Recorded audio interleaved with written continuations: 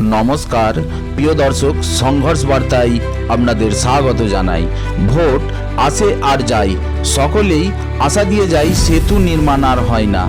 ঘটনাটি খানাকুল থানার খামারগড়ি, মৈখণ্ড, গোবিন্দপুর এমনই 8 থেকে 10টি গ্রামের মানুষ একেবারে ক্ষোভে ফুঁসছে। কানা দ্বারকেশ্বর নদীর উপর সেতুর দাবি নিয়ে লাগাতার কয়েক বছর ধরে বিধায়ক মন্ত্রীদের দুয়ারে ঘুরলেও যখন কাউকে টলানো যায়নি, তখন সামনের 2026 বিধানসভা নির্বাচন ভোট বয়কটের ডাক দিলেন এলাকার মানুষ। তাদের দাবি হেলান মার্কেটে আসার জন্য একমাত্র পথ, যেখানে বাজারঘাট, স্কুল, ব্যাংক, চিকিৎসা কেন্দ্র, নদীর জল একটু বাড়লেই সব কিছু থেকে ব্যাহত হয়ে যায়। আজ নদীর জল বেড়েছে, কিন্তু সকাল থেকেই পারাপারের জন্য নৌকার ব্যবস্থা পর্যন্ত হয়নি। তাই অনেককেই জীবনের ঝুঁকি নিয়ে সাঁতার দিয়ে পার হতেও দেখা যায়। সন্ধ্যের পর এলাকার মানুষ একেবারে ক্ষোভে ফেটে পড়ে। নদীর ধারেই কয়েকশো মানুষের বিক্ষোভ কর্মসূচি করতে দেখা যায়। ব্যুরো রিপোর্ট, সংঘর্ষ বার্তা।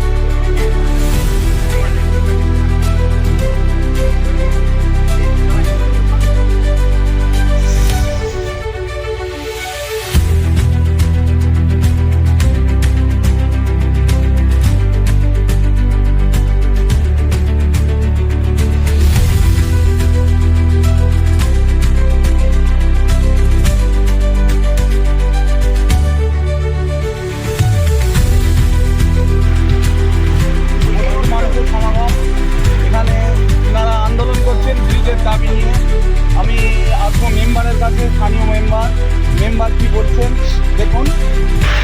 ব্রিজে একটা হলে ভালো হয়। 10,000 20,000 লোকের বাস এখানে, 4-5টা গ্রামের মানুষ যেতে পারছে না সকাল থেকে। চাপ দিচ্ছে। আমি খুব বলা করছি, তুমি কিছু নৌকোটা পারাপার হবে যে একদম মধ্যখানে যদি ডুবে যায় তখন বাচ্চাদেরকে ঢুকে যাবে। কাল সকাল থেকে নলে স্কুলের ছেলেরা 800-900 ছেলে পার হবে। এবার কী করে পার হবে বলুন? প্রাইভেট স্কুল কী করে যাবেন বলুন? আমাদের নদীর উপারই সব কিছু, তো ব্যাংকে আরে সব কিছু। একটা শরীর খারাপ হলে আর হলে মানুষ যেতে পারবে না।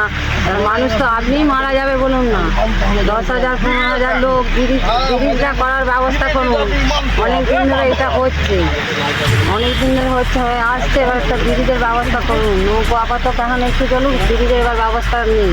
নৌকা চলছে না কেন? নৌকো চলছে না, একদম খারাপ নৌকো, ফুটো নৌকো। জল রিপেয়ারিং হয় না কেন? হচ্ছে না রিপেয়ারিং? আপনাদের আপনাদের করতে গেলে এখন 30,000 টাকা খরচা, তাও আবার রিস্ক নিচ্ছে। বাচ্চারা পারাপার হওয়ার থেকে বলছে ওই নৌকো বাগালে মাঝি ভাইরা বলছে যে কোনো মুহূর্তে ডুবে যেতে পারে।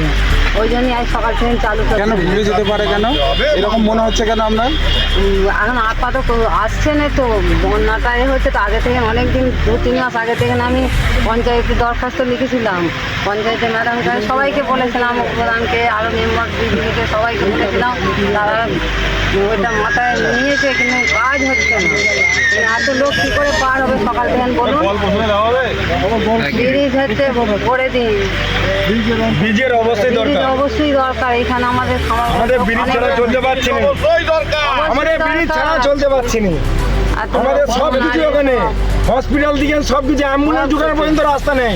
একদম গাড়ি টাড়ি সব বন্ধ, সমস্যা মানে বিরাট সমস্যা। বিরাট সমস্যা। সন্ধ্যে থেকে একদম কেউ মানুষ সকাল থেকে নিয়ে যেতে পারছে না, ভোর থেকে। আপনারা কি আপনাদের প্রশাসনের তরফ থেকে কোনো উদ্যোগ নিয়েছে? হ্যাঁ, আপনারা যে যেতে পারছেন না, একটা মানুষ শুরু হয়ে যেটা জ্বর হয়ে যায়, একটা ট্যাবলেট কিনে গেলে জ্বরের ট্যাবলেট কিনতে গেলেও ওপারে যেতে হবে।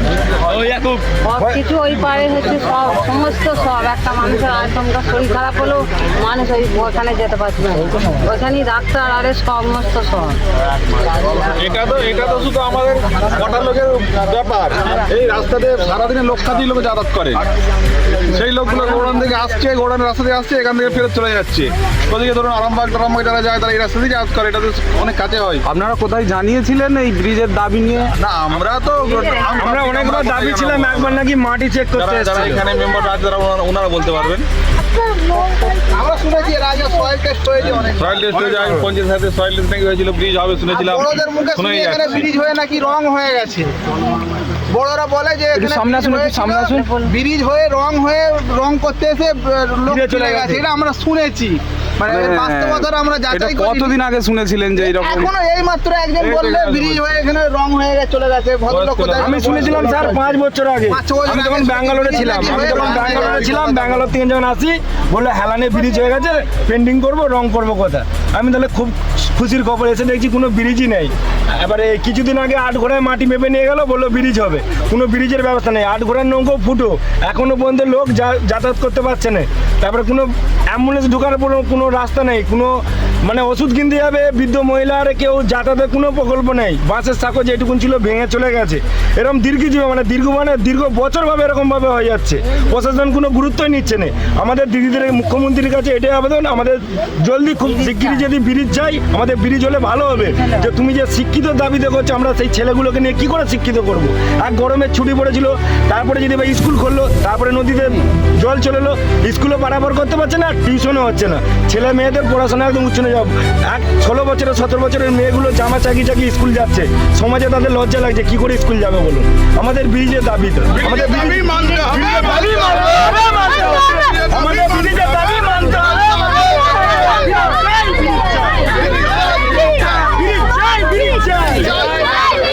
প্রশাসন এখনো যে আমাদের কাছে এসে পৌঁছাতে পারলো না, সবচেয়ে দুঃখের বিষয়।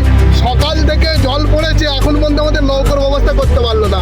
আমরা শুনছি আমাদের আশপাশে মন্ত্রীরা আসছেন, খুব ভালো কথা, কিন্তু সবচেয়ে দুঃখের বিষয় আমাদের এখানে পর্যন্ত প্রশাসনে এতটুকু করে দিতে পারলেন না যে একটা নৌকো দিয়ে মানুষ যাতায়াত করবে। একটা বাচ্চার শরীর খারাপ হয়েছিল, তাকে ওষুধ আনতে 10 কিলোমিটার ঘুরে তাকে ওষুধ আনতে যেতে হলো।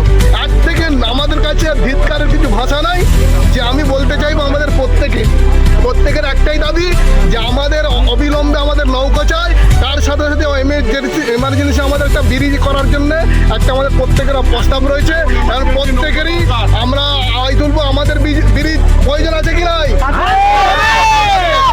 আমরা নবান্ন বন্ধ নিয়ে যাবো এবং আমাদের এখানে মেম্বার সাহেব রয়েছে এবং আমাদের প্রধানের কাছেও আমরা আবেদন জানাবো এবং আমাদের ব্লকের কাছেও যে আমাদের আর্জি যে আমাদের এই মৈখণ্ড, খামারগড়ি, কলমে, গোবিন্দপুর এবং আমাদের পার্শ্ববর্তী গ্রামের মানুষ, এই দিকে লক্ষাধিক মানুষ যাতায়াত প্রত্যেকদিন করে, যে এতটাই আমরা কষ্টের মধ্যে রয়েছি যে আমাদের এখানে মাদ্রাসা রয়েছে এবং মিশন রয়েছে এবং এই পাড়ায় আমাদের স্কুল রয়েছে, কলেজ রয়েছে, সবাই রয়েছে, সমস্ত জিনিস রয়েছে, কিন্তু আগামীকাল বাচ্চারা কি করে স্কুল যাবে, কি করে মিশনে যাবে, কি করে মাদ্রাসায় যাবে, কি করে মানুষ বাজার হাট করবে, তার কোনো সুব্যবস্থা করেননি এখন পর্যন্ত।